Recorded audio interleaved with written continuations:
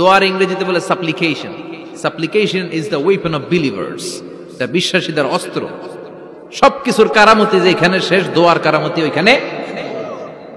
এরকম অনেক শুনবেন, ক্যান্সারে আক্রান্ত, দুরারোগ্য ব্যাধি, বাংলাদেশের চিকিৎসা শেষ, ইন্ডিয়া গেছে, কয় বাঁচবো 3 মাস, কয় মাস, এরপরে 7 বছর বাইসা ছিল। কেমনে বাঁচল? কেমনে? দোয়া। দোয়ার পাওয়ার আছে না নাই? তবে দোয়াটা দোয়ার মতো হতে হবে। সিনসিয়ার দোয়া ইজ লাইক এ মিসাইল। একনিষ্ঠ দোয়া এটা মিসাইলের মতো। মিসাইল হামলা করলে ইঞ্চি ইঞ্চি যেখানে মিসাইল বোমাটা পড়ার কথা ঠিক ওখানে পড়বে।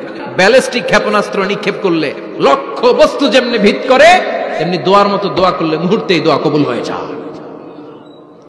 আমরা দোয়ার মতো দোয়া করতে জানি না, কেমন করে দোয়া করতে হয় আমাদের জানা নাই, এজন্য দোয়াও কবুল হয় না। কিন্তু আল্লাহ ওয়াদা দিয়েছেন, উজিবু দাওয়াতাদ দাঈ ইযা, আমার বান্দা দোয়া করলে আমি দোয়া কবুল করি, আমার বান্দা চাওয়া মাত্র আমি কবুল করে নেই। সুবহানাল্লাহ পড়েন।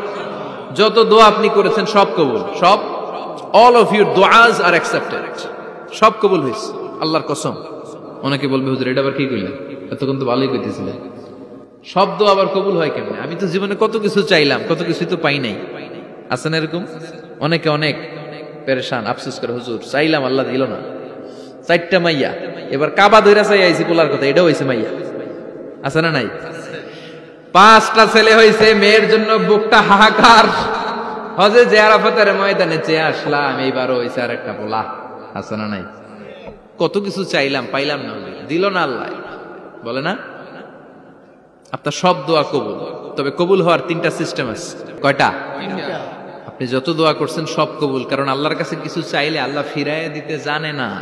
আল্লাহ জানেই না কেমনে ফিরাইয়া দিতে হয়। চাওয়া মাত্রই আল্লাহ বলে অ্যাকসেপ্টেড, যা কবুল, দিব দিব না এটা বলতে জানে না, চাওয়া মাত্রই বলে দিব। 3 সিস্টেম। নাম্বার 1, আপনি আল্লাহর কাছে দোয়া করলেন, চাইলেন, আল্লাহ বলে দিব, বলেই তিনি দিয়ে দেন আর আপনি খুশি হয়ে যান, পেয়ে গেলেন।